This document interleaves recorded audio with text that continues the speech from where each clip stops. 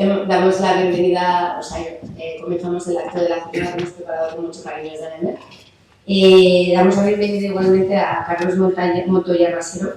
Es ingeniero de minas por la UPM, que ha desarrollado su carrera profesional durante casi 25 años en el ámbito de las energías renovables y, en concreto, en el ámbito de la energía solar fotovoltaica, térmica y termoeléctrica. Actualmente es jefe del Departamento Solar y Autoconsumo de IDAE. En estos años ha colaborado en la elaboración de la principal normativa, planificación y programas de ayuda a estas tecnologías al autoconsumo, especialmente en programas FEDER y PERT. Aplicaciones novedosas como agrivoltaica, fotovoltaica flotante, fotovoltaica integrada en infraestructuras o autoconsumo colectivo son parte de las últimas líneas de ayudas impulsadas por su departamento. En concreto, en el ámbito del autoconsumo, destaca su colaboración en la hoja de ruta, el impulso y seguimiento del cumplimiento de las medidas contempladas en la misma, y entre otras la oficina de autoconsumo, la elaboración de guías técnicas de procedimientos y la coordinación de documentos de preguntas frecuentes y atención al buzón para resolución de dudas sobre autoconsumo. Pues muchas gracias, Carlos, si es tan amable.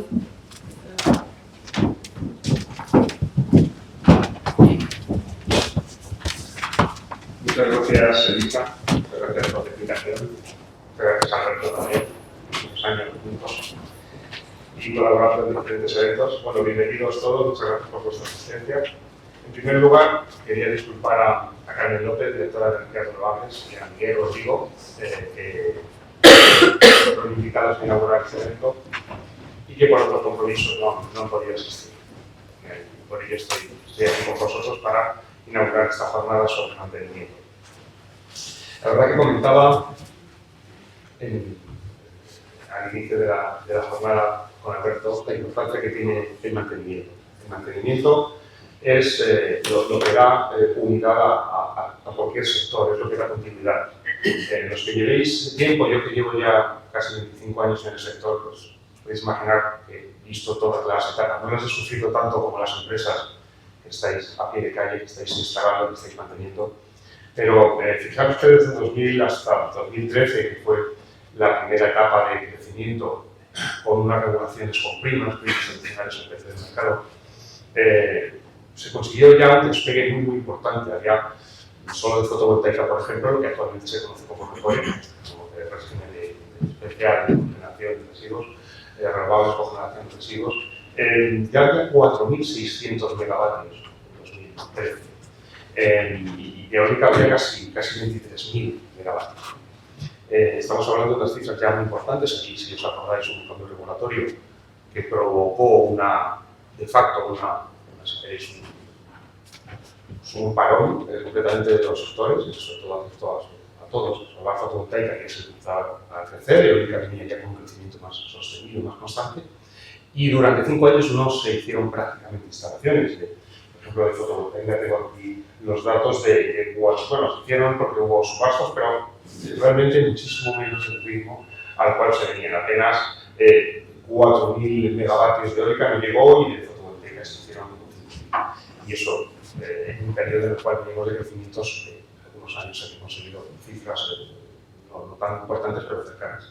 Pero todo ese periodo lo que nunca paró fue la operación y el mantenimiento de las centrales. Esto es lo que da esta cohesión al sector, incluso en donde se mantiene ese core, incluso en los peores momentos. Yo creo que ahora estamos en otra etapa, en una etapa de transición acelerada, donde el incremento de instalaciones cada vez es más urgente, la potencia instalada. Es verdad que ahora mismo, también lo comentábamos al inicio, este crecimiento tiene que tener determinado orden. Se están abriendo muchas nuevas oportunidades de negocio vinculadas a renovables. El almacenamiento toma un papel fundamental, especialmente en eólica y fotovoltaica. 22 gigavatios es el objetivo que tiene el Plan Nacional Integrado de Energía y Clima. 22,5 gigavatios de almacenamiento a 2030. 2030 quedan apenas 4 años. Y de manera que este va a ser el esfuerzo más importante que va a haber a corto plazo en relación con las instalaciones de generación renovable. Fotovoltaica y eólica son dos protagonistas del PNIEC en generación. Entre los dos suman 100 gigavatios nuevos de potencia en esta década, cifra que os podéis imaginar que es importantísima. El época actual, en 2020, estaba en el entorno de esa cifra. O sea, prácticamente solo con estas dos tecnologías renovar todo el parque de generación. Lógicamente, como bien sabéis, hay que ajustar los ratios de generación, ¿no? Todas tecnologías se generan de la misma forma, pero la combinación de este almacenamiento con la generación fotovoltaica permitirá alcanzar las cuotas que el PNIEC estima, un 81% del sector eléctrico de penetración de renovables, que es una cifra pues, realmente muy ambiciosa.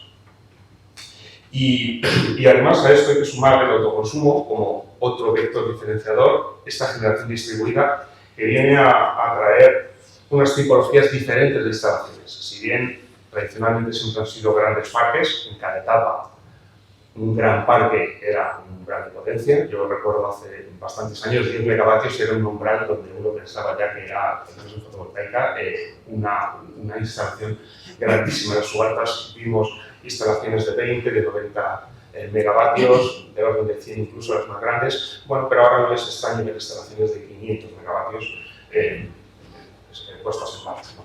Entonces, esta penetración del autoconsumo y sobre todo por el efecto que tiene de generación distribuida que provoca pues, una atomización de las instalaciones y un reto muy diferente en operación y mantenimiento.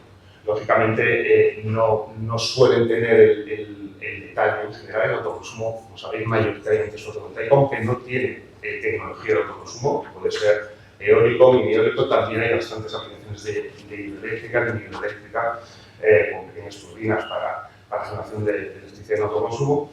Pero esto está generando, por ejemplo, el último informe que nos dice que APA, o de UNED, o que de los dos, que siguen monitorizando el sector, estamos aproximadamente en 8,5 gigavatios de potencia instalada en autoconsumo. Y esto nos lleva a que en residencial, pues de acumulado, tengamos casi medio millón de instalaciones instaladas. Instalaciones que, si bien ahora mismo están recién instaladas, no tienen tanta, probablemente, actuaciones de operación y mantenimiento, pero será necesario cuidar, mantener y reponer. Entonces, estamos hablando de nuevos modelos, de nuevas incorporaciones de tecnologías al tradicional esquema de instalación de generación, sin más. De manera que os doy la enhorabuena por la asociación, os doy la enhorabuena por impulsar de forma específica la operación, el mantenimiento. Creo que la jornada va a ser muy interesante y voy a quedar todo lo que pueda porque hay muchos retos, no solo las nuevas instalaciones, las instalaciones existentes, creo que vais a abordar, la obsolescencia de determinados equipos. Eólica llegó al rotor de 3 palas mucho antes que fotovoltaica. Fotovoltaica, si los que trabajáis desde hace, los que habéis trabajado desde hace ya 10-15 años en el sector, os acordaréis de, por ejemplo, estaciones de seguimiento con 2 ejes sobre poste. Esto ya no está en el mercado desde hace años y ya se ha consolidado una tecnología concreta, lineal, con seguimiento en un eje, con una disposición de un módulo en vertical o 2, pero bastante estandarizado. Bueno, pues eso facilita las labores de operación y mantenimiento, pero todas las instalaciones anteriores, esos casi 4.600 megavatios, hay que seguir manteniéndolas. Recientemente se ha publicado la orden de parámetros retributivos de recobre, donde ahí se reconocen unos costes de explotación. En principio parecen suficientes, pero los retos son grandes por este aspecto de la obsolescencia de determinados equipos cuando pasan 20 años desde que la instalación fue instalada y sobre todo cuando la tecnología ha evolucionado de una forma importante y completamente diferente a como inicial. Os digo, el rotor de 3 palas que ahora se plantea mejor en eólica sea de esta forma con carácter comercial masivo. Si hay rotor vertical, hay muchas configuraciones, pero realmente hay estándar cuáles pasan a fotovoltaica. Así que sin nada más, creo yo por mi parte, dar las gracias, como digo, dar las gracias de nuevo a ENER y Elisa, Alberto, gracias por invitarnos, un placer acompañaros y esperamos que podamos seguir en siguientes sesiones colaborando con vosotros. Gracias.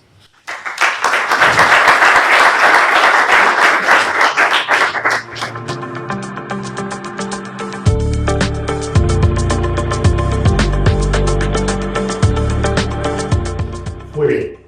Luis Casacruz Medrano es ingeniero mecánico por la Universidad Pública de Navarra. En 2006 se incorpora a CENER, que es el Centro Nacional de Energías Renovables, en el Departamento de Energía Solar Fotovoltaica. Desde ese momento ejerce como gestor de proyectos de diseño y evaluación de instalaciones fotovoltaicas, tanto en proyectos comerciales como en proyectos de I+D. Además, gestiona también proyectos de ensayos y certificación de componentes, fundamentalmente de módulos fotovoltaicos y servidores solares. Desde hace 3 años se mueve el Departamento de Desarrollo de Negocio asumiendo la responsabilidad del negocio fotovoltaico en CENER y trabajando en el desarrollo de la estrategia y el negocio de la red fotovoltaica. Por favor, Luis, cuando puedas.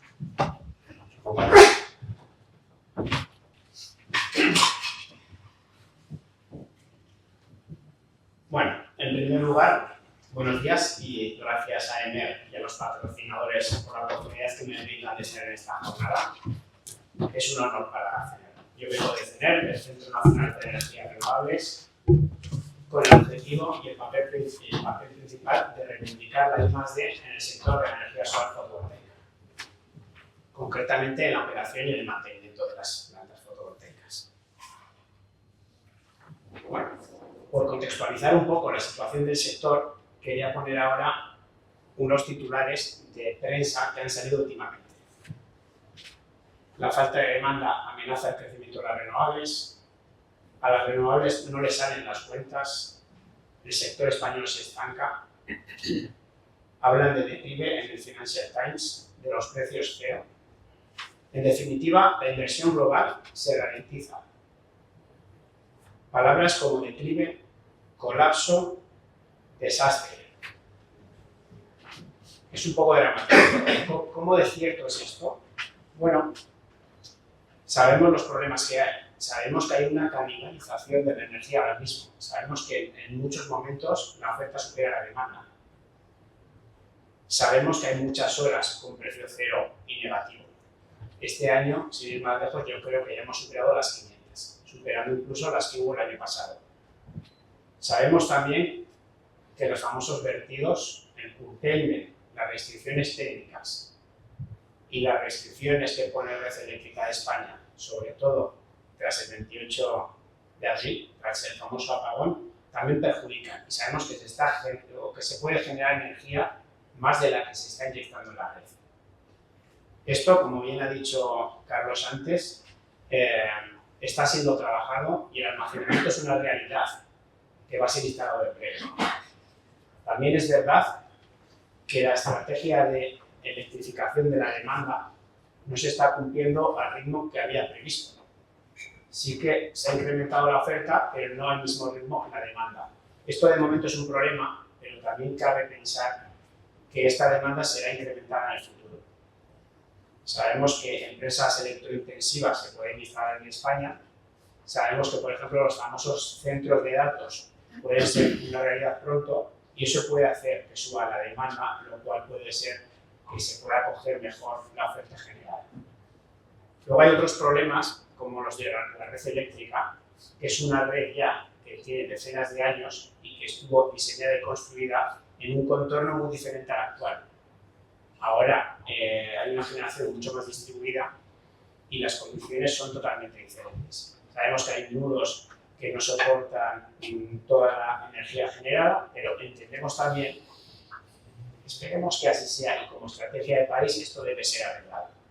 Luego hay otros problemas, pongo aquí por ejemplo la aceptación social, y esto aunque parezca contraintuitivo, hay grupos de personas que denominan la energía solar fotovoltaica y a las plantas como algo negativo. Hay gente que prefiere una mina de carbón lejos de su casa que una planta fotovoltaica cerca. En eso también debemos jugar un papel importante los que estamos en el sector, intentando divulgar las bondades de la tecnología de manera empática. Pero bueno, supongo que todos estamos en ello. Y bueno, una vez situado el contexto social, me gustaría profundizar un poco y disponer aquí los defectos y fallos que solemos estar encontrando en las plantas fotovoltaicas y me he centrado exclusivamente en fundamentalmente en módulos fotovoltaicos y en inversores, que son los dos componentes principales de momento más importantes junto con los servidores solares.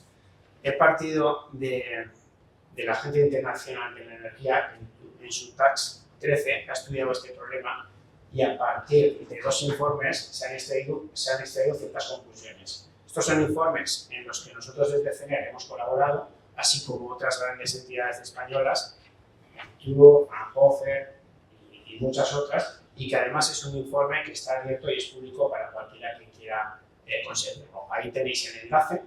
De todas formas, si tenéis algún problema y lo queréis conseguir, podéis contactar conmigo y yo os lo hago llegar.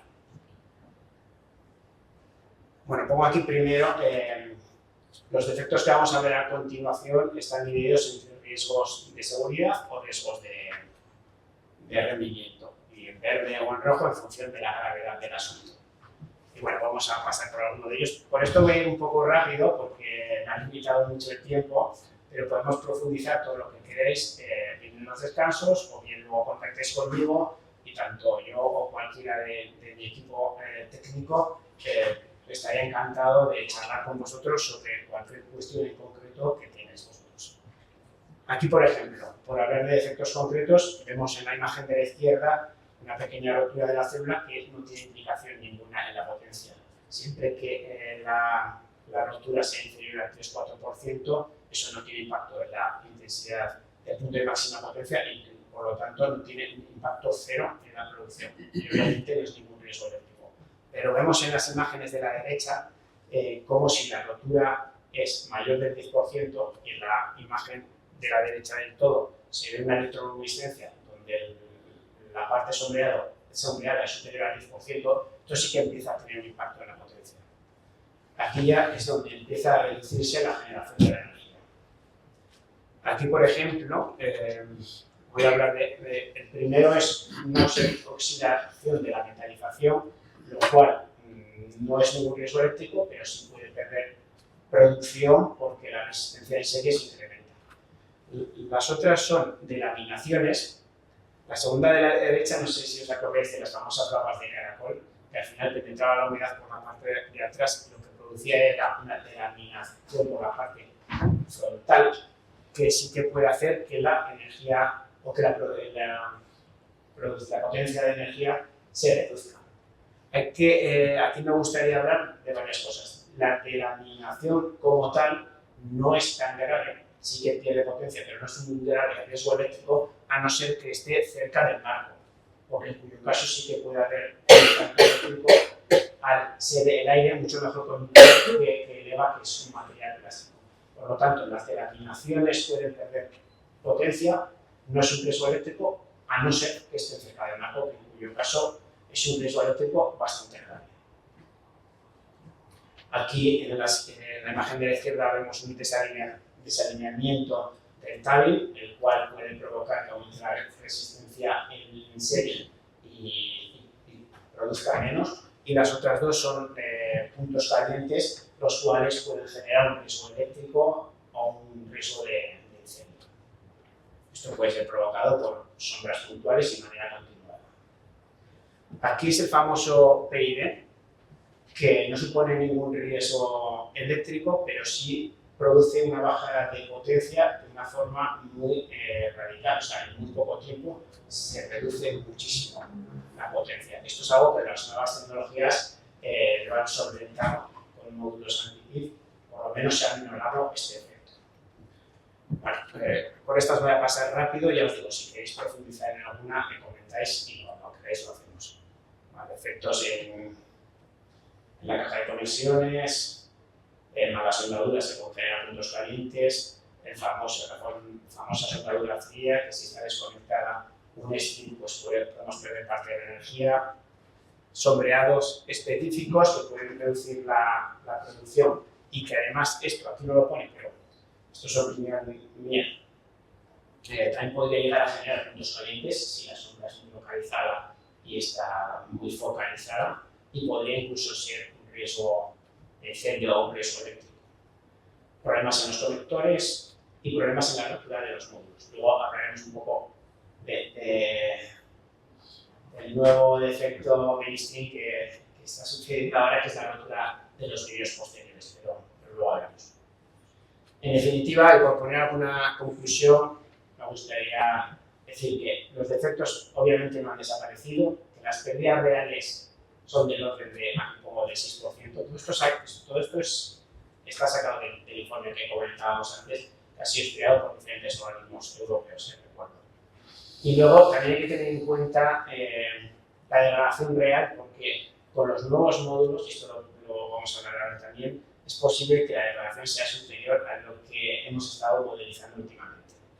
Porque hablando de los nuevos módulos, sí que es cierto que hay algunos defectos que se han mitigado, Por ejemplo, el aislamiento de partes de las células, al haber ahora muchos más fingers, pues hay menos riesgo de que una sola parte se quede aislada y deje de generar o deje de evacuarse esa energía. También el PID, como hablábamos antes, o el LID o LETID, son defectos que se han reducido.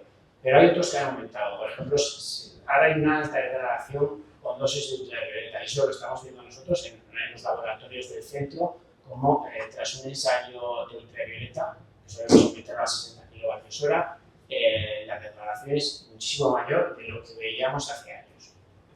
Luego supongo que la normativa debe ser evaluada, o sea, redactada de nuevo, porque hay materiales que del encapsulado que se degradan bastante y no hay ahora mismo pruebas que puedan evaluarlo. Y luego lo que hablábamos antes es la rotura de los vidrios y soldaduras frías ahora son fallos muy comunes en las plantas fotovoltaicas. Ahora mismo los módulos han ido a un tamaño muy grande, desproporcionado en muchos casos, y los materiales, por ejemplo los espesores han reducido muchísimo. Los vidrios han pasado de unos 3 milímetros a ya hemos empezado a ver a vidrios de 1,6, lo cual hace además que el tratamiento templado que se les hacía antes no sea tan efectivo, y hacen otros tratamientos que hacen que el material sea mucho más frágil. Luego, si el material vidrio es espeso, el módulo es mucho más grande, se producen muchísimas roturas en el vidrio, sobre todo en el vidrio trasero, porque además tiene una caja de conexión y es todavía más frágil. Y estas roturas, en muchos casos, pueden ser por impacto, pero no siempre tiene que haber un impacto para una rotura del vidrio trasero. Nosotros hemos llegado a ver y a replicar ese efecto en nuestros laboratorios en CENER de cómo un estrés térmico puede romper un vidrio. Bueno, pasando al tema de inversores, os voy a poner 3 slides. Bueno, aquí, por ejemplo, vemos defectos que podría haber es suciedad excesiva que puede hacer que la disipación de calor sea peor, mal diseño de la instalación de los inversores, si están recibiendo radiación directa o si están en un sitio en la imagen de la derecha donde no es fácilmente accesible, pues difícilmente se va a hacer la operación y el mantenimiento de esos equipos. Y luego otros fallos como pueden ser fallo de aislamiento, que se estropea el hardware o un fallo porque no está operando el inversor. Y por concluir un poco también esta parte, pues el informe expone que entre un 2 y un 3% del inversor sea adecuado, considerando la pérdida como la indisponibilidad más la pérdida de eficiencia que a lo largo de los años se puede dar en los inversores. Casos extremos, aquí como el 30%, pues es algo que es muy raro y que eso ahí sí que habría que actuar de forma inmediata, pero vamos, eso no es lo habitual en una instalación fotovoltaica sana. Y bueno, llegados a este punto y hablando un poco del contexto, de los problemas generales y de algunos defectos que hemos visto, me gustaría reivindicar el papel de la I+D, porque la I+D es el vector de progreso de cualquier sector, también en el fotovoltaico, donde es muy importante, porque estamos en un sector que está bastante degradado económicamente, donde hay una presión brutal por los precios, que en muchos casos se han reducido los controles de calidad, por ejemplo, los módulos, y por eso los nuevos módulos también ahora tienen muchos defectos, porque ahora se compite mucho con precio y cuando llegamos a la operación y mantenimiento, eso no es bueno, porque la rentabilidad se aumenta cuando reduce los costes, y eso está bien, pero no solo nos podemos fijar en eso. Debemos, como parte del sector, mejorar la operación, incrementar la energía generada, porque eso también va a hacer que seamos más rentables. Y eso, para eso es clave la I+D. Pero la I+D no es bueno per se. Es decir, la I+D es bueno si solo si tiene un enfoque adecuado. Y para eso es importante el sector industrial. Desde los centros tecnológicos, a veces investigamos en cosas que luego el sector no lo implementa. Y eso es una pérdida de recursos y una pérdida de dinero tremenda. Lo que debemos hacer desde CENER es una colaboración adecuada con el sector, con vosotros, con las empresas, que sois el volante de la I+D, cuando nosotros deberíamos ser el motor. Pero vosotros tenéis que dirigirnos, tenemos que tener un enfoque adecuado y creo que debe haber una buena colaboración. Dentro de la I+D, en la operación de las plantas, es clave obviamente la digitalización, que no es más que tener la información de manera digitalizada. Pero tener la información no es buena per se, aquí vuelvo a decir lo mismo. Es buena si sabemos cómo usarla. O sea, debemos aprender a usar esa información a través de sensores, de técnicas de detección. En los contratos de operación y mantenimiento todos tenemos que se haga termografía una vez al año, pero bueno, luego hay que hacer algo con esas imágenes de termografía. Esa es la clave, no tener solo la información. Y aquí es donde lleva el momento de que me gustaría hablaros de un desarrollo que estamos realizando en el centro, que consiste en una herramienta que sea capaz de detectar los defectos de las plantas, de los módulos, inversores, servidores, etcétera, que pueda conocer el impacto que tienen esos defectos en la potencia y que pueda estimar una degradación a medio y largo plazo para actuar y sugerir unos protocolos de actuaciones en el operador y en el mantenedor que haga que la planta funcione mejor. Por verlo de forma gráfica, os expongo aquí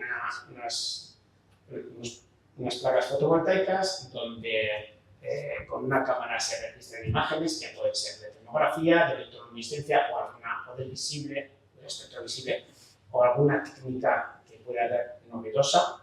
Pero bueno, en los contratos en principio, yo creo que lo estándar es hacer termografías. Bueno, pues con esas imágenes, implementándolas en esta herramienta, deberíamos ser capaces de lo que hemos dicho antes.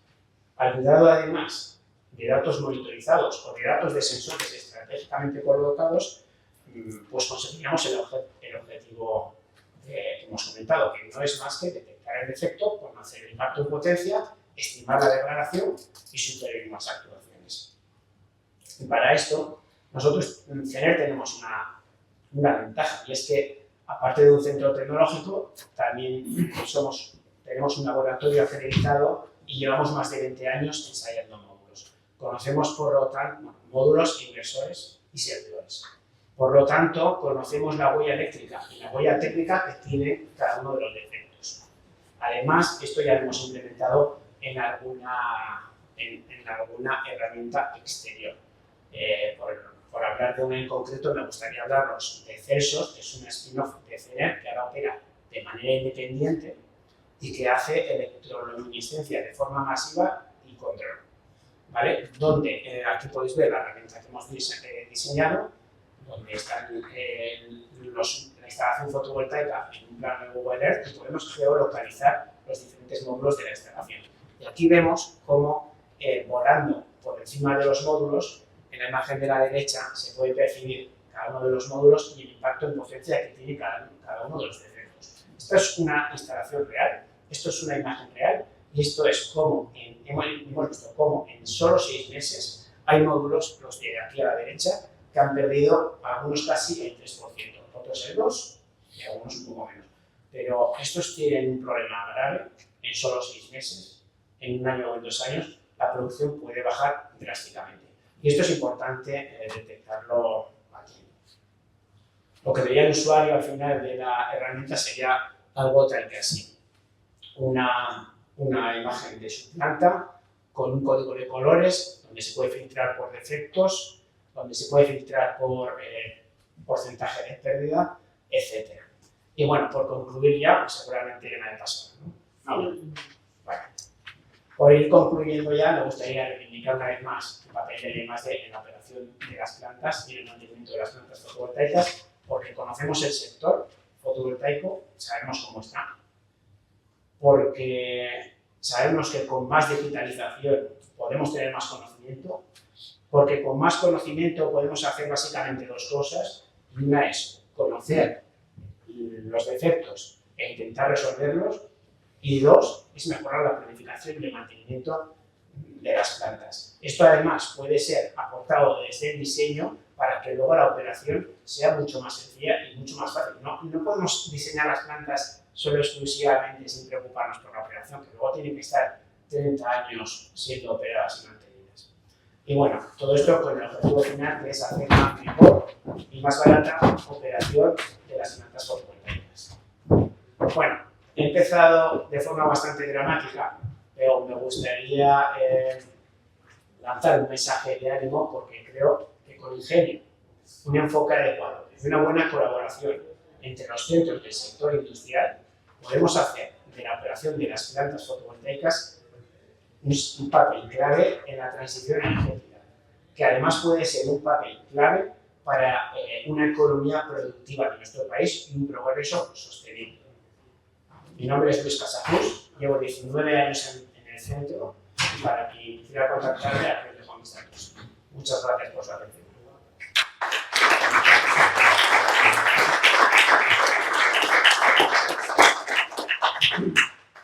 Director comercial y uno de los socios de Sisena de Ingeniería. Soy ingeniero industrial por la Universidad de Salamanca, arranqué ya por el 1999, arranqué en ABB y en 2004 me incorporó a Sisena. Y bueno, a partir de entonces participo en el desarrollo de la empresa y creo que el desarrollo de este sector durante estos últimos 25 años. No sé si nos conocéis, algunos nos conoceréis, otros no nos conoceréis. Simplemente no quiero digamos, decir mucho en lo que somos, pero simplemente por unas cifras de Sisena. Llevamos más de 25 años en desarrollo de ingeniería en el sector. Actualmente somos un grupo de más de 250 personas. Tenemos implantación en 8 países. Hemos desarrollado proyectos en más de 40 países y de experiencia contrastada. Así a nivel de datos anecdóticos, pues más de 600 subestaciones desarrolladas, 11 kilómetros de líneas, más de 30 gigavatios de energía eólica y de 17 gigavatios de energía fotovoltaica. En los últimos años hemos arrancado ya el tema de acumulación, un poco la línea de lo que ha comentado mis predecesores. Este es un poco el mapa de implantación que tenemos. En azul, donde tenemos oficina, y en verde, los países en los que hemos ido actuando a lo largo de estos años. ¿Vale? Bueno, me toca hablar a mí de la ingeniería. Un poco, yo creo que vamos relacionando el tema que comentaba Luis de debate importante, y nosotros somos la ingeniería que creo que participamos dentro de todo el ciclo del proyecto. Es decir, yo entiendo un proyecto de renovable como un todo, que arranca en el desarrollo, la fase de implementación, pasando por una fase de construcción y, digamos, la parte más importante de la operación de mantenimiento. Pensando en estos 25-30 años de vida de una planta, el desarrollo y la construcción pueden ser 5 o 6 años. El resto de la vida es operación de mantenimiento. De ahí la importancia de esta parte del ciclo de vida. La ingeniería, pues la ingeniería, que estemos muy abajo en la cadena alimenticia, entiendo que somos un nexo que queremos participar en todo el proceso. Y de hecho, cuando participamos de todo el proceso, yo creo que son beneficios para el ciclo de vida del proyecto. Cuando participamos, digamos, parcialmente en los procesos, pues sí que puede haber una pérdida de información entre las diferentes fases del ciclo de vida y bueno, luego al final la operación de mantenimiento, digamos, es el que tiene que resolver, con lo cual un mal planteamiento de ingeniería durante las fases de desarrollo y construcción, pues al final tiene que ser solucionado por la operación y el mantenimiento de la planta. Vale. Voy a hablar, digamos, voy a enfocar mi intervención en 3 partes, un poco cómo hemos ido evolucionando en el sector, los retos a corto en los próximos años y, bueno, y las cifras que he traído un poco para los logros que hemos comentado, que creo que son interesantes. ¿Vale? La evolución de la ingeniería en este sector ha ido acompañando a la propia evolución del sector. Es decir, nos hemos tenido que ir adaptando a una evolución primero de las instalaciones. Como comentábamos, ¿no? de las primeras experiencias de fotovoltaica. Parques en el que, para poder ser la prima de venta de energía, pues hacemos unidades de 100 kilovatios, es decir, hacemos plantas de megas y dividimos en unidades de 100 kilovatios pues, para tener esa. Y ahora, bueno, pues por pasar a la escala un poco que comentaba al inicio, pues plantas de 500-400 megas que se han puesto en servicio hace poquitos años. La tecnología la tecnología ha evolucionado mucho. Arrancamos con paneles de 150 vatios y ahora estamos pues, 500, 600 vatios con nuestras magnitudes y dimensiones. Sí, hay un poco la tecnología ha crecido por el camino fácil, ¿no? Los paneles, como han crecido, pues el tamaño. Los aerogeneradores, pues, ¿cómo hacemos un aerogenerador más potente? Pues lo hacemos más grande, ¿no? Que tampoco me hace tanta potencia, pero bueno, sí que de verdad ha evolucionado. Los años que teníamos en 2004, 2005, de 2 megavatios, no tienen nada que ver a lo que tenemos ahora de gran potencia. Todo creo que estamos de orden de 6 megavatios como potencia, digamos, estandarizada. No solo. Las condiciones de conexión tenían que cambiar. Es decir, el tamaño de planta que teníamos inicialmente pues hacía que pues, buscar conexiones a la red de distribución facilitas, sencillas y pues, evolucionado a conexiones a la red de transporte, conexiones compartidas, grandes infraestructuras, grandes líneas, digamos que complican todo el ciclo, complican a nivel de ingeniería porque los sitios tienen que ser complicados, hay que dar solución a diferentes empresas, a diferentes filosofías y complicar el mantenimiento porque son infraestructuras comunes que bueno, que mantenerlas y que poder dar a muchos propietarios. ¿Vale? El tema técnico, digamos, de conexión de estas plantas de energía renovable, pues hemos evolucionado de unas baterías de condensadores en la solicitación para compensar el factor de potencia, bueno, pues ahora el tema de las NTS, las simulaciones, las verificaciones por parte de la eléctrica de que cumplimos con el código de red. Hemos evolucionado también, sobre todo desde el punto de vista de ingeniería, hemos evolucionado en los procesos, lo he llamado.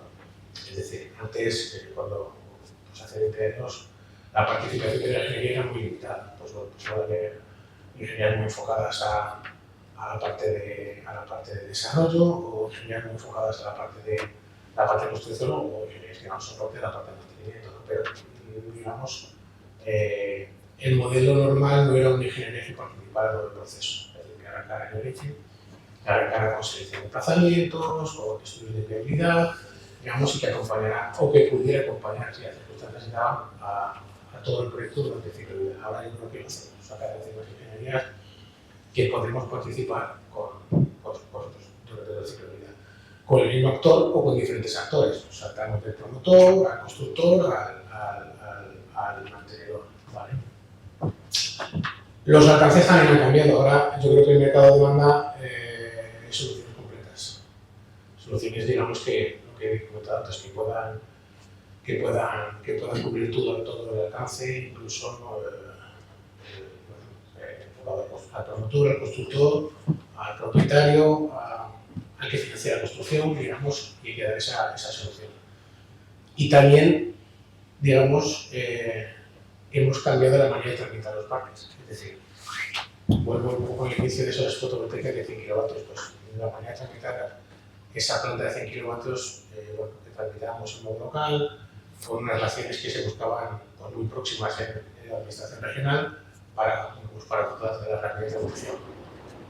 Va creciendo la cantidad de megas que se intentan tramitar, se va colapsando la distribución, bueno, serán los primeros saltos a transporte, serán los primeros saltos a tramitación ministerial. Bueno, la tramitación ministerial pues, no presenta ningún problema y finalmente pues, se tramitan plantas tanto a nivel regional como a nivel ministerial indistintamente. ¿Vale? La ingeniería, digamos, también digamos, per se, el alcance y las herramientas que utilizamos han tenido que ir evolucionando conforme el mercado nos va empujando. Es decir, ahora tenemos que dar solución a todas las necesidades del proyecto, todas las especialidades. Es decir, nosotros hace unos años nos encasillaron como una ingeniería eléctrica, que lo somos, pero no podemos ser una ingeniería eléctrica. Tenemos que dar servicio, servicio de ingeniería civil, servicio de ingeniería mecánica, estructural, ¿vale? Incluso a toda la parte de consulting, enfocado al banco, enfocado a la propiedad.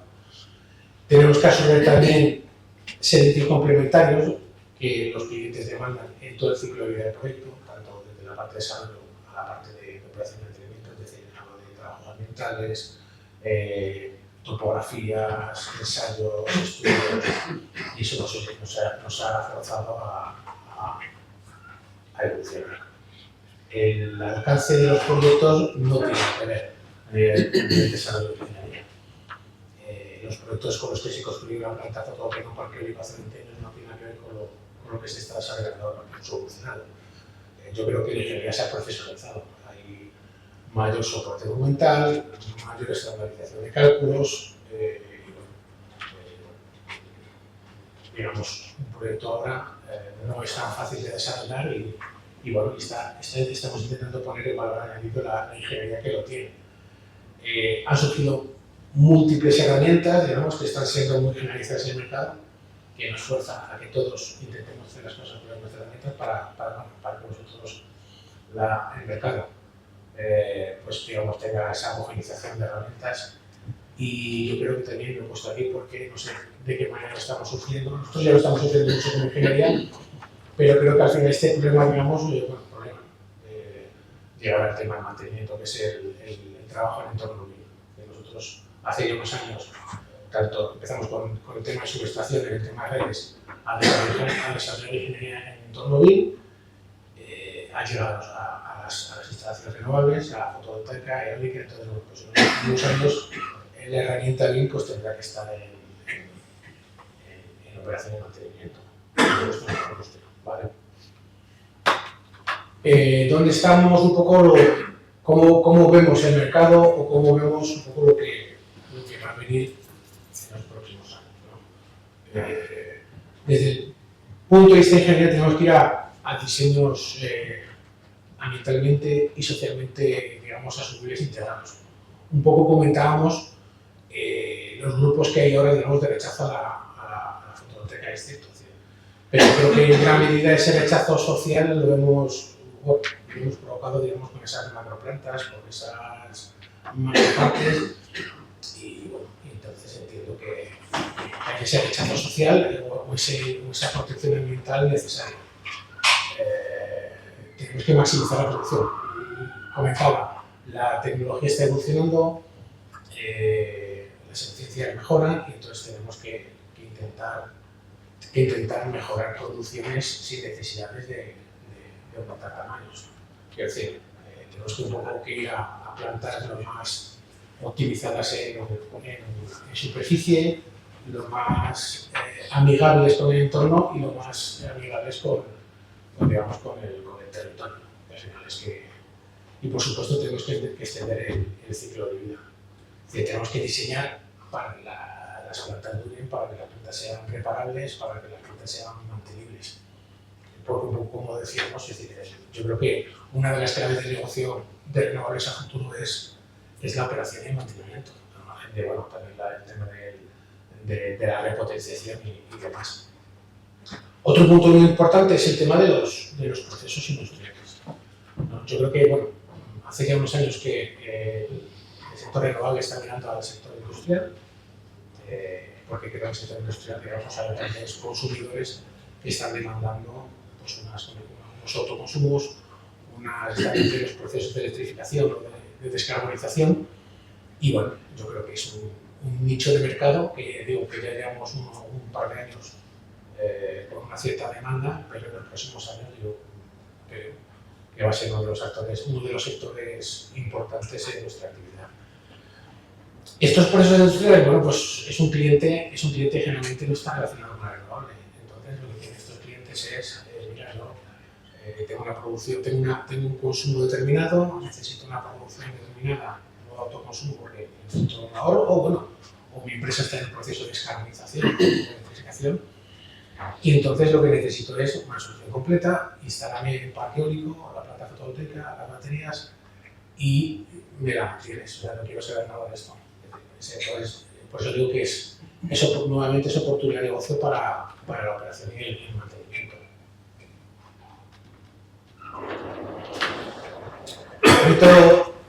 Reto para los próximos años la pelea entre el CAPEX y el OPEX. Pues sí.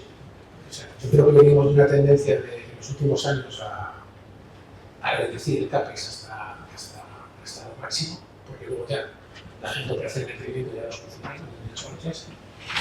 y al final todo vale, y yo creo que, digamos, desde el punto de vista de ingeniería tenemos que equilibrar un poco los diseños, es decir, parece que el papel, como se suele decir, lo aguanta todo, pero a veces, digamos, trasladamos a la PEX ciertos problemas derivados de un exceso de ahorro en campos. El proyecto hay que venderlo, porque los actores en el sector son diferentes.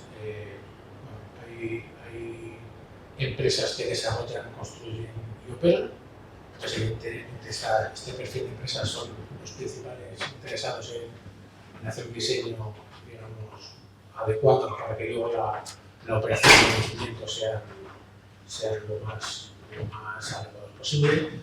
Pero hay otros actores, otras empresas que digamos que el objetivo y el negocio y es perfectamente necesario desarrollar y de la planta o desarrollar, construir y luego la planta. Entonces luego llega un actor que se compra la planta, que generalmente pues, es sector financiero, que no tiene ni idea, digamos, de los problemas que conlleva el mantenimiento, de los gastos y, bueno, pues dependiendo de lo que hayan heredado de la fase de CAPEX, pues hay veces que se llevan sorpresas. Entonces, bueno, yo creo que un equilibrio es un poco el racionalizar la pelea que pueda haber entre CAPEX y OPEX, ¿vale? Y los dos puntos, digamos, es un poco el alargar la vida de estas instalaciones, es decir, garantizar el rendimiento de estas plantas y garantizar la disponibilidad, ¿vale? Desde el punto de vista de ingeniería, retos que tenemos nosotros, los retos que tenemos es digamos, toda esta evolución que hemos tenido en el sector, digamos, de ir poniendo en valor, digamos, de aumentar las herramientas, todo eso hay que ponerlo en valor, toda esta profesionalización, digamos, hay que aquí ¿vale? Coincido con Luis, digamos, tenemos que ir de la mano con el I+D, todo el tema de monitorización en fase de construcción, la aplicación de machine learning, tecnologías digitales, todo eso nos puede aportar en fases de operación y mantenimiento ventajas increíbles. Entonces, bueno, y un poco lo que os quería contar, unas cifras, ¿vale? Estos son digamos, números nuestros, números de contratación de los últimos 3 años. En rojo, eólica, verde fotovoltaica, perdona, azul fotovoltaica, rojo eólica y verde baterías. En cifras de contratación, bueno, pues yo creo que esto del sector lo tenemos claro. La fotovoltaica está en parada, bueno, o hemos tenido un año de incertidumbre, las baterías ya sí que han arrancado, es decir, y bueno, y la eólica, de donde veníamos, yo creo que la eólica se está manteniendo, se va a mantener, sobre todo porque vamos a empezar a tener mucho de repower.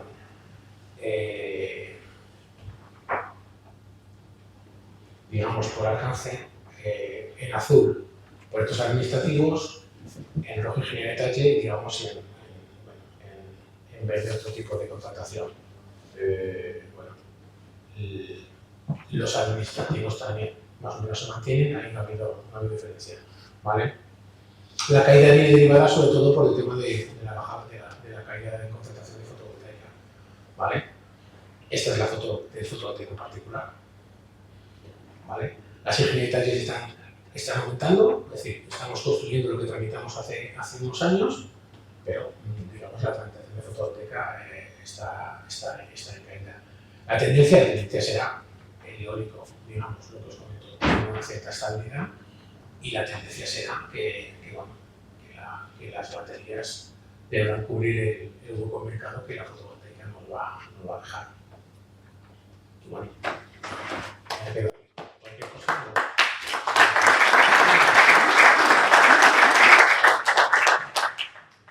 Muchas gracias, Pedro. Bueno, pasamos a la parte final de esta primera sesión. También va a ser una sesión muy interesante, gracias a través de Ramón Marta de Revert. Hola, buenos días. Mi nombre es Ramón Marta, yo soy director de desarrollo de la empresa Revert, que son los últimos 7 años, bueno, durante esos últimos 10 años, que estamos focalizados en Latinoamérica, encargados de las oficinas de México, Brasil, Chile y Colombia, y trabajo realmente para una ISP. Llevamos casi 20 años en el sector, focalizados con eólica, solar y ahora fundamentalmente batería. Yo quiero enfocar un poco lo que es la presentación desde la parte más de la ISP, ¿no? Un poco hablamos antes de los problemas, al final se los comen operación y mantenimiento, ¿no? O sea, nos toca a nosotros realmente, ¿vale? Yo creo que es importante saber la realidad que tenemos a día de hoy en el sector a nivel de cómo están las plantas, que conozcamos un poco el pasado, ¿no? Lo que es la fotovoltaica como tal se construyó a base de dos tremendos booms.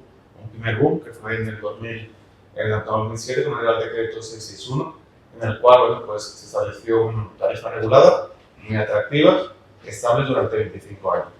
Eso al final no deja de ser lo que era un producto financiero que atraía a muchos fondos, a muchos inversionistas y provocó un crecimiento de solar que prácticamente al año siguiente ya teníamos 2,6 gigavatios en plantas pequeñitas, con inversores de 100 kilovatios, todos sistemas centrales, y obviamente llegó un Real Decreto que lo que hizo fue justamente frenarlo, ¿no?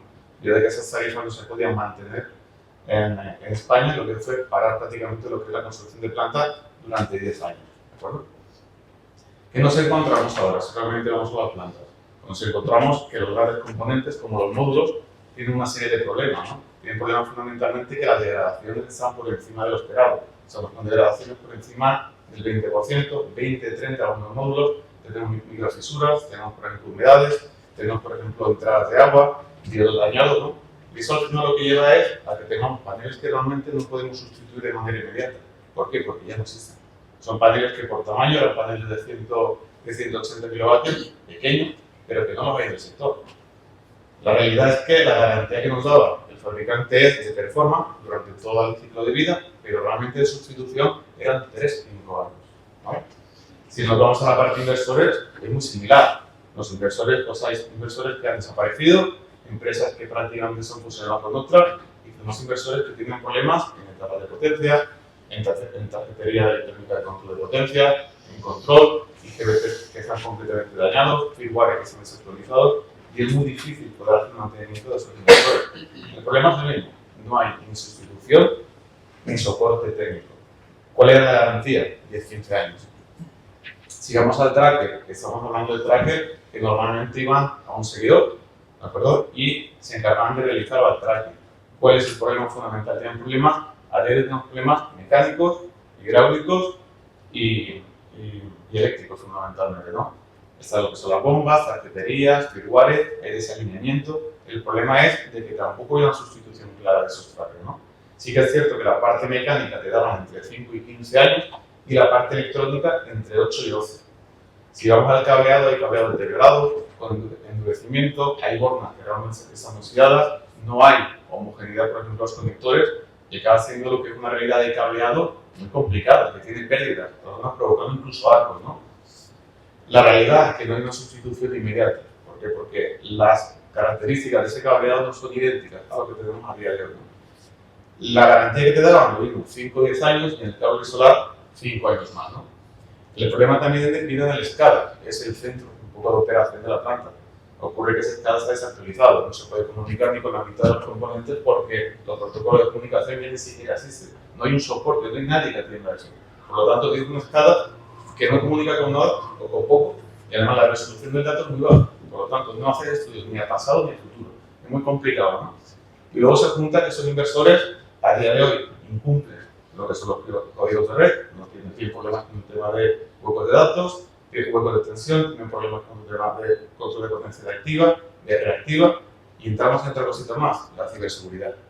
¿De acuerdo? Por lo tanto, vemos de que tenemos que mantener unas plantas que van a durar 25 años, pero nadie te da más de 10-15 años de garantía, ¿no? El problema es de que realmente la cadena de suministro no está preparada para atender esas plantas, está enfocada para atender las plantas nuevas, ¿no? Entonces, a la SP le vienen una serie de problemas para poder mantener esas plantas, ¿no? ¿Qué suele ocurrir con unas plantas del Real Decreto 661? Hay dos soluciones. O bien hacemos una extensión de vida, que viene a ser como una especie de puesta a cero parcial. Hacemos cambio de cableado, de tornillería, alineamiento. Realmente lo que quieres es una inversión corta para extender lo que es la vida del activo. Más interesante hacer un repowering, ¿no? Es más caro también. Es modernizar la planta para que con lo que tengas, utilizando sobre todo la parte de obra civil, puedas conseguir más producción, ¿vale? En un repowering, pues estamos pasando normalmente a módulos pues, de 180 ahora 500, 600, ¿de acuerdo? Hay que hacer modificaciones de cableado en su mayoría.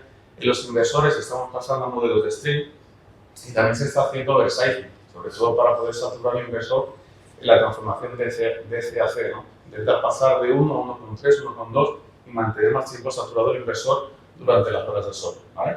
Y obviamente adecuarlo ya a la normativa que te fija el código de red, ¿no? Con los trackers, pues lo que se intenta hacer sobre todo son actualizaciones mecánicas, hidráulicas y de tema eléctrico, además de un alineamiento. Cableado se sustituyen, se cambian cajas de stream, también lo que se hace es que se modifican y se unifican lo que son se estandarizan lo que son los conectores y los escalas prácticamente se cambian por aquellos que sean más útiles. De la primera pregunta que te surge, bueno, pues entonces la planta del 661 lo que hago es que aplico un repowering, ¿no? No es tan rápida la respuesta. O sea, realmente uno puede pensar de que si el OPEX de mantener la planta como tú la tienes ahora es superior a la inversión que vas a hacer para hacer un repowering, pues directamente dices que sí, ¿no? Pero hay otras cosas que te dicen que tengas cuidado. Yo he clasificado en 6 puntos que realmente si tienes confirmación de al menos 4, te da pie a hacer un repowering. O sea, tú no puedes hacer un repowering, por ejemplo, si estás condicionado a perder el punto de conexión. Si tienes que generar una nueva vía, tú al final haces un cambio tan masivo que puedes perder el punto de conexión y además vas a perder la retribución de esa planta. Por lo tanto, igual no te interesa abrir un repowering. Te ocurre igual si tú no eres capaz de incrementar la potencia de la planta. Entonces, oye, voy a incrementar la potencia de la planta, pero tiene que ser entre un 20 y un 40%. Los inversores me tienen que permitir hacer eso por oversizing o por cambio de un inversor más nuevo, ¿no? La degradación ha superado el 20%. Si no lo ha superado, igual no te interesa aplicar ese repowering. Son módulos que realmente no están tan mal. Tienes repuestos dentro del mercado de manera, o tienes sustitutos que puedan hacer un cambio, por ejemplo, de inversor, sí que los tengo. Bueno, pues entonces aplica el repowering, ¿no? Cuando no te interesa, cuando el precio de energía va a estar por debajo de las condiciones de la tarifa regulada, que va a ser la mayoría de los casos, ¿no? Y además, si tienes fallos en todos los componentes de una manera frecuente, con fallos repetitivos, sí te interesa aplicar un repowering. Al final, la inversión que hay que hacer en un repowering, según las partes que modifiques, pueden ir desde un 15 al 40%. Igual puede llamar la atención de que son porcentajes aparentemente bajos, pero tengamos en cuenta que el CAPEX de las primeras plantas era altísimo y la bajada del precio del panel pues, ha sido muy agresiva, ¿no? Entonces, son proporciones de inversión que pueden llegar a ser atractivas, ¿no? El segundo boom, bueno, pues viene justamente en el 2017, 10 años más tarde, una subasta, 3,2 gigavatios, que se van a subastar. El PNIEC plantea una previsión de casi 40 gigavatios de aquí al 2030 y hay una bajada de paneles y una serie de entradas de PPA bastante interesantes. Entonces, otra vez, nos volvemos locos. En el 2019 pues, empezamos a construir. Llegamos a picos de construcción de casi 5 gigavatios año. O sea, una locura, ¿no? Nos posicionamos como uno de los principales actores dentro de Europa, ¿no? Aparentemente hemos aprendido, ¿no? Vimos el Radical 661, hemos visto los problemas que hay en operación y mantenimiento, pero ahora la receta es diferente. Ahora entran modelos stream, cuando antes solamente eran centrales, entran fabricantes asiáticos, empezamos se abre el mercado a suministradores locales.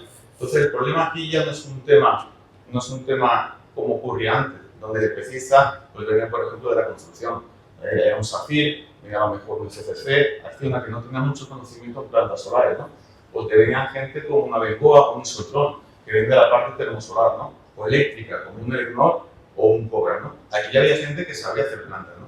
Entonces el problema no viene por la falta de experiencia en la parte de construcción, viene porque se tiene que construir mucho, ¿vale? Y ocurren dos problemas de estandarización. Primero, de diseño, ¿no? Que lo habéis comentado un poco antes, las plantas se van a construir, no hay un protocolo de construcción, no hay unas normas, pero no hay un diseño claro, ¿no? Entonces, plantas que tienen stream, que tienen inversores de escalas diferentes, paneles diferentes, o sea, se crean unos Frankenstein que al final, lo que decía, lo tiene que mantener la ISP, porque al final el PC para 2 años se va, ¿no? Se junta con otro problema, la demanda de materiales. No hay material, realmente. Abrimos el mercado asiático, indio, empiezan a entrar proveedores que realmente el componente es de baja calidad.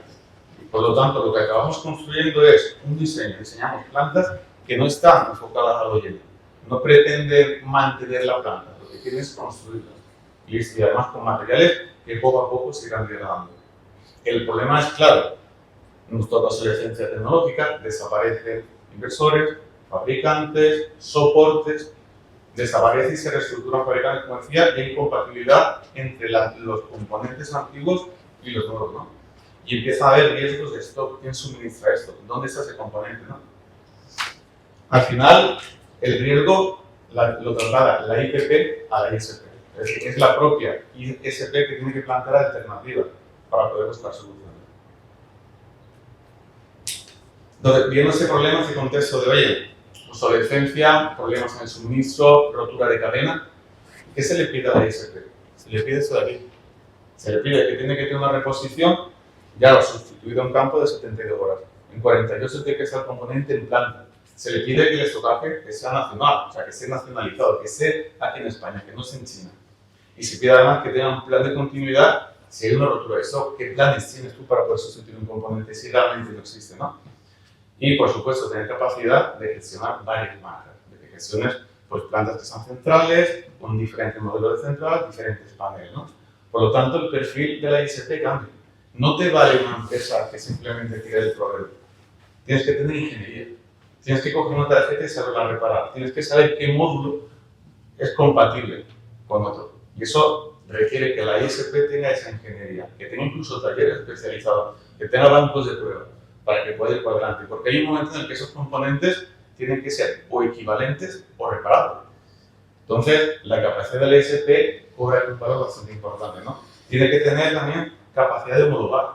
Aquí no te homologa un fabricante. Tú tienes un problema en una tarjeta, por ejemplo, y si tú le haces una modificación a la tarjeta, quien asume el riesgo es la ISP. Quien tiene que probarlo en plantas que estén gestionando ello. Si tú vas a hacer una migración masiva, homologas directamente con la IPP, porque obviamente la tienes que involucrar, pero ningún fabricante se va a meter ahí, ¿vale? Por lo tanto, entiendo de que es una responsabilidad bastante fuerte para una ISP, ¿no? Además de tener una cadena de suministro bastante sólida, ¿no? Cuando vas a definir esa cadena de componentes, tienes que ver que no todos los componentes son iguales. Tienes que trabajar con un stock estratégico. No todo el stock es igual, ¿no? Divides entre componentes que son críticos, aquellos que son no críticos, y los que tienen una criticidad baja, ¿no?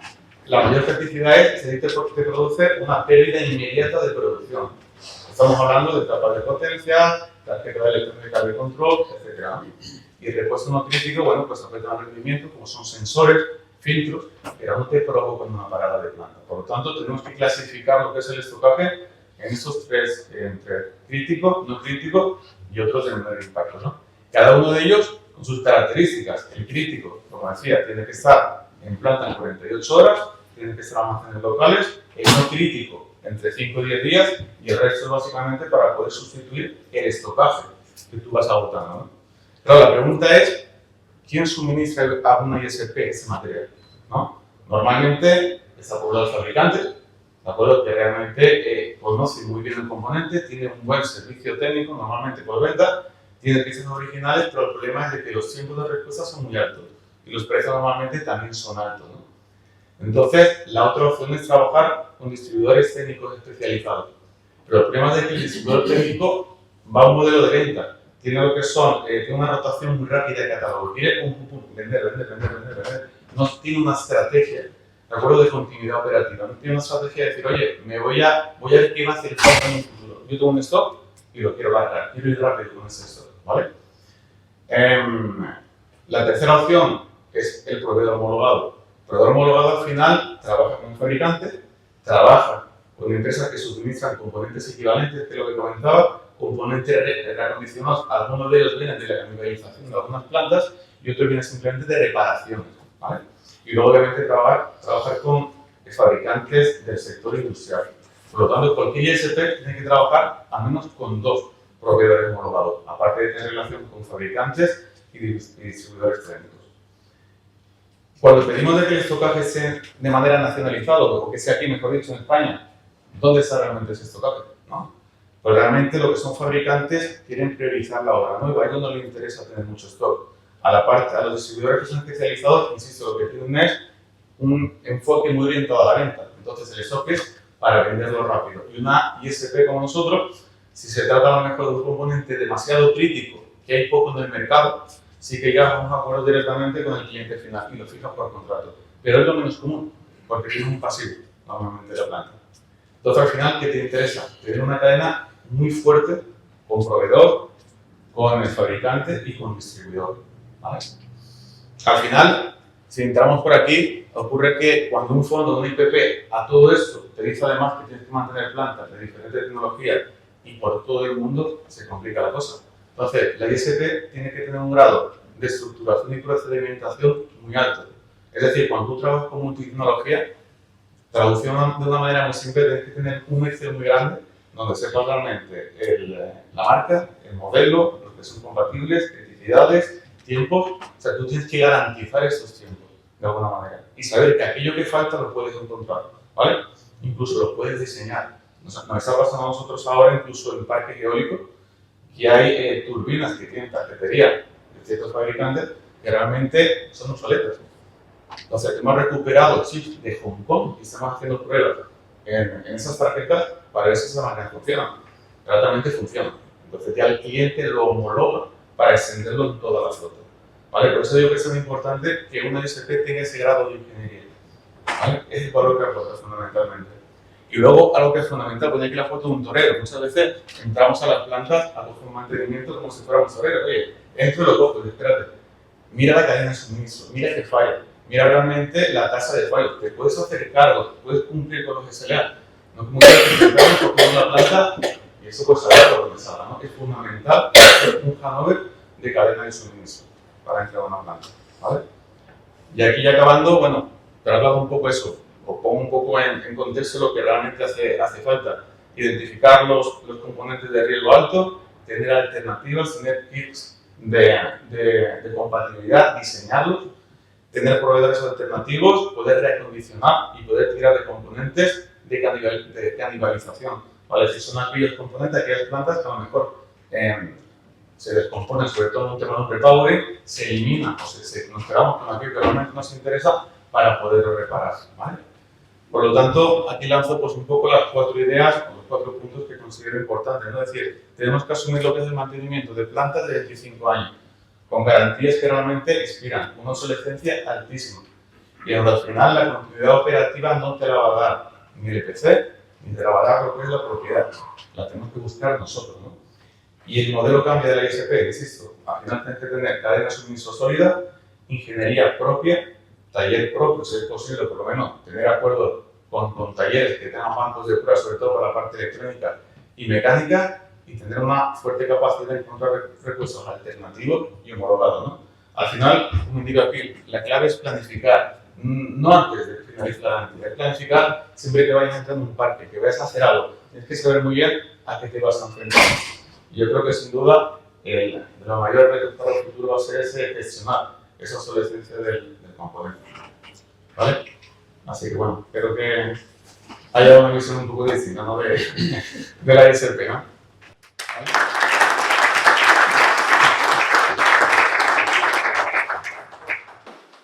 Muchas gracias, Ramón. Bueno, voy a invitar a los 3 ponentes, no ya te viste, Ramón, pero si pueden sentarse aquí esos 3 para hacer una mesa de debate. Si pueden pasar, por favor, Luis, por favor, Cipriano y Ramón. Ahora abrimos los micrófonos para las preguntas que haya, preguntas. Yo tengo una para cada uno. Pues bueno, ante todo, otra vez nuevamente agradecerles a los 3 vuestras ponencias, muy interesante. Ya nos han dado un panorama de los crecimientos que ha habido. Gran parte han resuelto algunas de las dudas que cuando planteamos hacer esta jornada de esos crecimientos, ese boom que ha habido. Pero bueno, yo sobre todo, Luis, con la experiencia que tienen ustedes como centro tecnológico, has comentado que realmente en nuevos paneles está habiendo muchos fallos. O sea, eso quiere decir que quizá no hemos aprendido la industria de módulos fotovoltaicos, quizá no la industria, o los que compran los módulos, y no están haciendo los test adecuados para corregir eso que ya aprendimos en el primer boom. O sea, fue una cifra muy importante, fue que en 6 meses hay una degradación muy importante, ¿no? Y entiendo que son de instalaciones nuevas. Bueno, pues hemos aprendido algunas cosas, pero otras obviamente no. La realidad es que cuando avanza la tecnología, cada salto tecnológico acarrea también una situación de contorno diferente, que no se controla del todo. Y lo que ha pasado en fotovoltaica, sobre todo, es la presión brutal de precios a la que se han visto sometidas los proyectos. Se ha querido reducir de una manera brutal. De hecho, la fabricación de los módulos, ahora mismo, el precio de un módulo fotovoltaico ahora mismo estaba en... Yo llegaba a ver hasta a 8 céntimos vatio pico. Están fabricándose la mayor parte en Asia, la mayor parte en China, y están fabricando, esto no lo grabéis, están fabricando bajo coste. Se entiende que no se puede mantener, se entiende que va a subir. Nosotros hemos hablado con varios fabricantes chinos, entendemos que va a subir un poco el precio, pero esa presión de precios ha sido que solo se hayan preocupado por reducir el precio. Los defectos que han podido mitigar lo han hecho, pero aparecen nuevos, sin duda. Ahora, en las plantas aparecen más defectos que hace 10 años. Los módulos son menos robustos. Eso es lo que estamos viendo y es bastante preocupante. Sí, lo es. Cipriano, por favor, si nos puedes... Yo, en la línea de lo que comentabas antes, yo lanzo una pregunta, ¿no? ¿En qué momento el precio, ¿no?, que es el principal causante de la baja, digamos, de la bajada en la calidad de los módulos, y el momento del precio, digamos, prevalece sobre la viabilidad técnica del proyecto? Es decir, tú haces tu Excel, es un poco lo del que muchas veces el proyecto de la energía renovable es una Excel financiera, es decir, oye, no me sale, reduzco el coste del panel, ya habrá alguien que me lo fabrique y arrastra al mercado. Entonces, un poco en la línea de lo que comentaba Ramón, es decir, ¿en qué momento compro unos equipos que sé que son muy baratos o que son extremadamente baratos y que todo lo que voy a necesitar para la fase de mantenimiento sé que no me van a cumplir, pero entro, compro, digamos, oye, el panel el doble de grande y la mitad de barato, perfecto, oye, o sea, realmente nos dejamos engañar y luego las consecuencias son las que estamos viendo. Cipriano, completamente de acuerdo con lo que mencionas. La verdad es que es tan barato el precio que se come todo lo demás. O sea, un módulo fotovoltaico, que son 2 metros cuadrados de tecnología y de un activo que genera durante 25 o 30 años energía, cuesta, imagínate, 50 euros si lo compramos al por mayor. La mesa de nuestra casa donde comemos, de madera, pues igual cuesta 300, 400 y no es un activo que te genera energía. Esa es la bajada brutal de los precios, que para mí no tiene sentido y que para mí no es bueno. O sea, reducir el precio de una instalación fotovoltaica es bueno, pero cuando se llega a unos niveles tan bajos es negativo para el sector y para la optimización de esa tecnología. Estoy de acuerdo contigo. Sí, nosotros también desde AMER siempre hemos dicho que el precio no tiene que ser el que demande, ¿no? Y nosotros también en los servicios de mantenimiento pues lo vemos, ¿no? O sea, ya está construido y luego también lo que intentan aumentar pues, en los gastos operativos, en el OPEX, ¿no? Claro. Y también no es por ahí, ¿no? Igual se pide en la operación y mantenimiento unas bajadas de precio que se han hecho en el proyecto que no son viables, porque aquí hay mano de obra que tiene que trabajar igualmente. Es correcto. Y Cipriano, ustedes, no solamente por encajaros en ingeniería, pero ustedes a tener esta contratación tan importante, supongo que definen directrices y alguna variedad de equipos para el proyecto. Y después, decías el tema de garantizar disponibilidad. Bueno, también eso es hacia dónde pueden ir, ¿no? Pero con todos estos recortes que también hay de producción actualmente en la red y todo eso, ¿cuál es vuestra visión como ingeniería? A ver, el tema de los recortes te estás refiriendo al tema del curtailment. Sí, curtailment, sí. La solución al curtailment son las baterías, las que han llegado. Es decir, estamos haciendo plantas tanto hibridando, es decir, la primera solución es la hibridación, es decir, se están aprovechando puntos de conexión, fotovoltaica hibridando a eólica, si el emplazamiento lo permite, o eólicos hibridando a fotovoltaica, la hibridación y las baterías. Que el mercado, digamos, está tirando a la baja y bueno, pues igual pasará que con los paneles, ¿no? Al final compraremos cualquier batería y dentro de 10 años tendremos otra jornada y estaremos diciendo que las baterías fallan y que Sí, nosotros con el mantenimiento también vemos que por ahí se levantan banderas, ¿no? Que pueden afectar el... Sí. El mantenimiento, yo creo que hay un problema de concepto y es que realmente se intenta ir a un mantenimiento más barato, es decir, tener el mismo alcance pero más barato. Y tiene que ser diferente, eso al final tienes que plantear mantenimientos, igual tienes que cambiar la gama de mantenimiento, igual el predictivo tiene que ser más dilatado, igual los tiempos tienen que ser más bajos, igual la disponibilidad no tiene que ser tan alta durante un tiempo, mientras dure esos QTM, ¿no? Porque tú al final puedes de esa manera reducir costos de personal, reducir estocaje, reducir tal, mantiene por supuesto la planta disponible, pero es la manera de bajar el precio, no es apretando ahí ese pedazo de bueno, pues más, hoy no. Vamos a plantear modelos de mantenimiento que durante un tiempo por lo menos, que no sea necesario, se relajen un poco, ¿no? De hecho, lo estamos viendo en las últimas licitaciones que están participando, sobre todo de eólica, que lo están cambiando, o sea, el modelo es totalmente diferente, ¿sabes? No sé si lo seguirá el resto, pero algunos lo han empezado a hacer. No, eso sí, es importante. Un micro adicional. Gracias. Parece que se oye. Sí, yo creo que se oye. ¿Se oye bien? No sé atrás. ¿Atrás se escucha? Sí, gracias. Eso, quería aclarar también, bueno, aclararlo, incidir en lo que comentas, que estoy de acuerdo, Ramón, y entendemos también que esta situación puede ser coyuntural, esta de canibalización de precios cuando entre en masa el almacenamiento, cuando se electrifique más la demanda, cada kilovatio hora generado aportará más valor, yo creo, porque ahora mismo hay una canibalización que es que muchas veces dice el propietario de la planta, bueno, ¿para qué voy a generar más si lo que genero no lo puedo vender a un precio digno? Pero puede ser una situación, quiero pensar además que puede ser una situación coyuntural que se va a arreglar y que dentro de un tiempo cada kilovatio hora tendrá mucho más valor y tendrá mucho más sentido lo que comenta Ramón, hacer un mantenimiento más predictivo, mejor planificado y que te aporte una mejor generación de la energía. Claro. Bueno, yo haré una más a Ramón y ya abrimos todo. Ramón, también muy interesante tu presentación. El tema del stock crítico, eso yo creo que dice cada vez lo está pidiendo más el cliente. Vuestra experiencia que hay que realmente hacer acopio de ese material crítico, sabiendo con lo que explicaste de que muchas veces los distribuidores van a lo que van.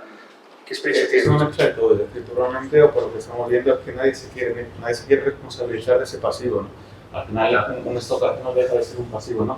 Sí que es importante a lo mejor si tienes un componente que no tienes una fácil sustitución, ¿de acuerdo? Y que ya los propios suministradores se están diciendo, oye, pues mira, resulta de que no hay equivalentes o no hay, si te interesa tener un stock que tú hayas fijado directamente con la propiedad, ¿no?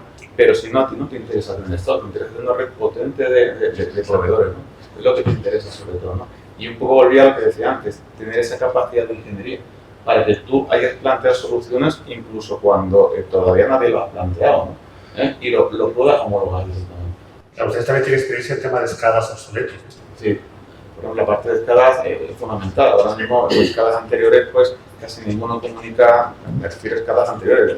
Los protocolos de comunicación no son abiertos, te vienen configurados para X protocolos de comunicación, que es muy complicado, no te lo mantiene el firmware, es muy complicado. Entonces, al final, tienes ahora a pedir a empresas que tengan escalas más abiertas, ¿vale? Porque tienes que comunicar con protocolos que algunos son incluso nuevos, ¿no? Claro.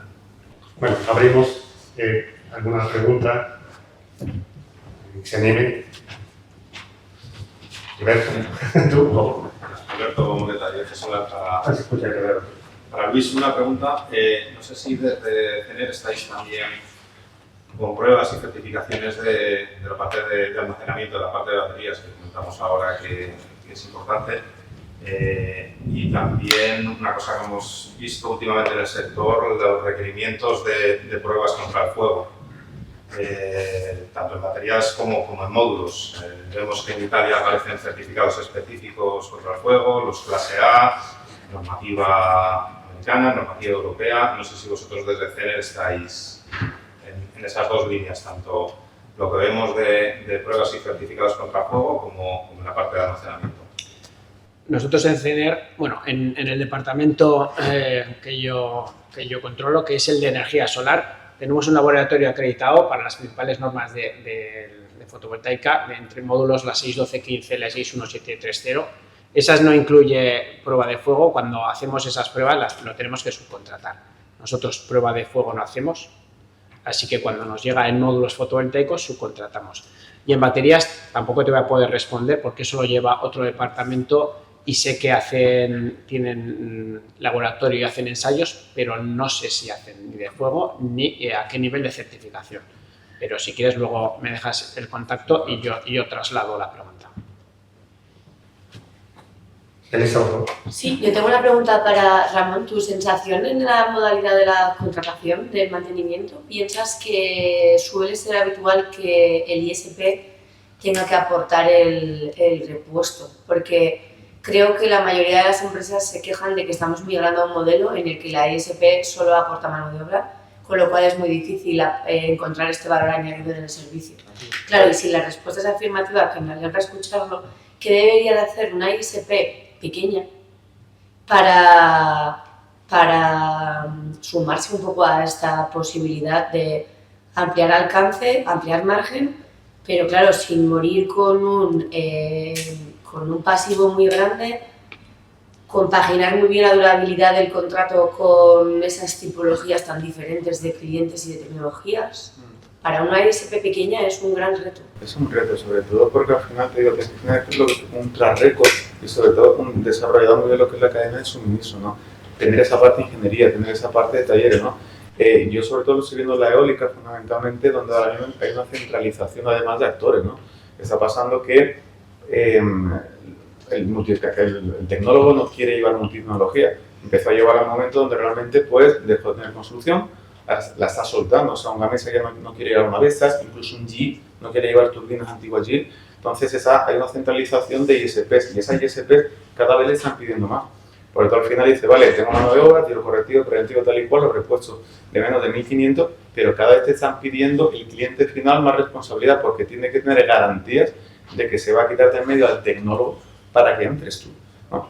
Entonces es complicado llegar a ese punto de equilibrio, pero sí que lo están entendiendo las principales IPP de que el suministro del componente principal lo tienen que llevar ellos, ¿vale? Y en nuestro caso al final llegar a un límite, estamos fijando un estocaje límite, pero el gran componente lo tienen que suministrar ellos. Eso sí que insisto, cada vez te están pidiendo más, ¿no? Pero no nos podemos hacer cargo de ese estocaje a día de hoy, así que ya no tenga una flota mayor.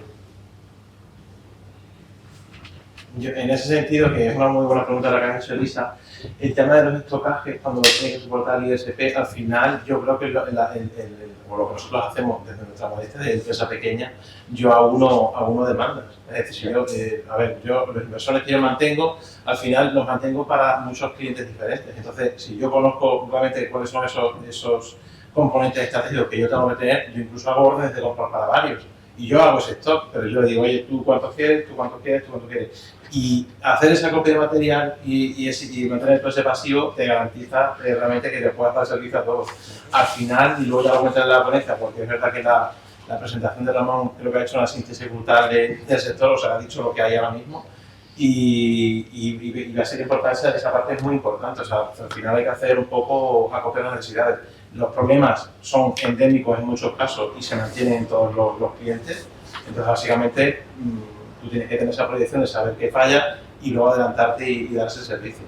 El stock estratégico que hablábamos, ¿no? La diferencia entre tener un stock y un stock estratégico es justamente eso, el tener esa previsión, ¿no? Yo sí pido una más. Pero Alberto. Dentro de los factores que habéis comentado, doctor Ramón, ¿qué papel juega estocaje de componentes críticos, garantía de disponibilidad, mantenimiento predictivo? ¿Qué papel juega la falta de mano de obra? ¿Qué hacer? Y luego, ¿cuál es el papel de los seguros? Es decir, realmente el seguro pone una prima en función del nivel de respuesta que tenga el ISP o el seguro fija la prima y luego si ve que la cosa hay más tasa de incremento de la prima para el año siguiente. ¿Cómo conseguimos integrar todas las variables, mano de obra, estocaje, seguros dentro de una ecuación, teniendo en cuenta que los precios del OPEX cada vez van más a la baja? Que al final lo que decíamos, al final una planta solar, cuando tú hablas de mantenimiento, tú planteas pues a lo mejor 2 técnicos por cada 50 megavatios. O sea, eso es así. O sea, cuando hablan de hacer sinergias entre plantas, tú llegas realmente a un punto donde ya no es posible hacer más sinergias. Tú puedes hacer sinergias con 20, 30, 40, 300 megavatios y hay un momento que tú optimizas tanto que el personal es el que es. Es decir, no se puede optimizar más el personal y la mano de obra llega a un tope dentro de esa operación y mantenimiento, ¿no? Luego el tema del estocaje, suministro, es como todo, cuanto más activos tengas, y ya te hablo no solamente activos dentro de España, sino a nivel europeo, a nivel de otros países, te permite mejor preparar ese stock estratégico que hablábamos antes, ¿no? Y los seguros normalmente, como se están orientando, los que trabajamos nosotros, van justamente a lo que tú decías, un nivel de riesgo. Tú estás estocando unos niveles que si luego los superas, las primas suben y cambian, porque no estás cumpliendo con lo que realmente habías prometido en el suministro. Yo tengo una pregunta para Luis, que es el que ha mostrado los fallos en las diferentes placas. Quería preguntarte, ¿cuántos de esos fallos podrían haber sido solucionados por un mantenimiento preventivo? Y si las respuestas son bastantes, o algunos, me gustaría saber qué tipo de cosas o funcionalidades le hace falta a la empresa en sí para poder prevenir esos fallos antes. Si es un tema de visibilidad, es un tema de falta de mano de obra. Es una buena pregunta y realmente es clave en la operación de fotovoltaica. Realmente me gustaría decir que muchos, pero yo creo que no es así. Hay algunos que vienen de fábrica, pero lo que sí se puede hacer es conocerlos antes incluso de que tenga un impacto en la producción. Muchas veces se puede conocer pronto. ¿Qué se puede hacer? Pues lamentablemente el margen de maniobra no es mucho. Sí que se puede hacer alguna cosa, pero desde luego el conocimiento ya es clave para una actuación posterior. Si es a nivel de defectos físicos, de corrosiones, de químicos, etcétera, pues igual no se puede hacer mucho, pero el conocer ya es importante y se puede pues reclamar garantías o se puede modificar igual el interconexionado o, por ejemplo, en módulos P y D se puede revertir si le cambias la polaridad. Bueno, aquí entramos en un debate muy profundo y tampoco soy yo la persona de CENER que es experta en esto, pero si realmente te interesa, sí que podemos intercambiar el contacto y tener una charla muy interesante con los que realmente conocen este tema dentro del centro, porque has dado en la pregunta clave. Detectarlo a tiempo es bueno y luego qué hacer con eso es importante. Luego si quieres intercambiamos los contactos y lo charlamos. Gracias. Bueno, ya estamos en el tiempo de la pausa del café. Yo quiero aprovechar, Cipriano, que estamos aquí y en tu presentación también hablaste de los gemelos digitales, de percepción y de ingeniería. ¿Qué tal nivel de maduración tienen ya los niveles digitales a nivel de la fotovoltaica? A nivel de nosotros tenemos un desarrollo que es Sarlan, el que trabajamos con gemelos digitales a nivel de eólica, ¿vale? La fotovoltaica la hemos aterrizado hace un año escaso. A nivel de eólica, digamos, yo creo que es una herramienta para el mantenimiento brutal, porque realmente, digamos, estos modelos te permiten detectar fallos en eólica, digamos, con meses de antelación. Es decir, antes de que te falle una multiplicadora, digamos, ese gemelo digital te dice, oye, levanta la mano y dice, máquina X te falla en 6 meses, te puedes anticipar. Es decir, ahora bien, es importante el tratamiento de la información. Es decir, hay muchos software de monitorización que van por encima, como una segunda piel, por encima del que te pueda dar el tecnólogo, pero necesitas un know-how, digamos, interno, digamos, de gente especialista o en la parte eólica o en la parte fotovoltaica que te sepan interpretar digamos, esa nube de datos, ese big data, para poder, digamos, hacer esa predicción. Y en la fotovoltaica quizá eso es... En la fotovoltaica, digamos, porque a nivel de sensor, que es un poco el cómo, digamos, yo creo que la herramienta va a ir por donde apuntaba Luis. Es decir, a nivel de eólica nosotros cubrimos o tienes la cantidad de sensores suficientes, digamos, para tener la máquina monitorizada, digamos, y desarrollado el gemelo. Pero a nivel fotovoltaica, otra vez, como desarrollas como gemela, digamos, el panel. Entonces, digamos, yo creo que va un poco por ahí el tema de tratamiento de imagen, o aplicar, digamos, esa inteligencia artificial o ese machine learning, aplicarlo a la visión, digamos, a la termografía, digamos, a estas herramientas, ¿vale? Que tiene que ser un combinado. Es decir, la plataforma global de gemelo digital o machine learning en fotovoltaica y en eólica, digamos, en general es la misma, pero digamos las herramientas son diferentes. Pero creo que actualmente tenemos herramientas, tanto en la eólica como en la fotovoltaica, que nos pueden ir hacia ese predictivo. Muy bien, pues muchas gracias. Yo no sé si hay alguna duda, lo estamos ir comentando ahora en el café. Nuevamente agradecerle a los tres, agradecerles a Enelec también por el patrocinio.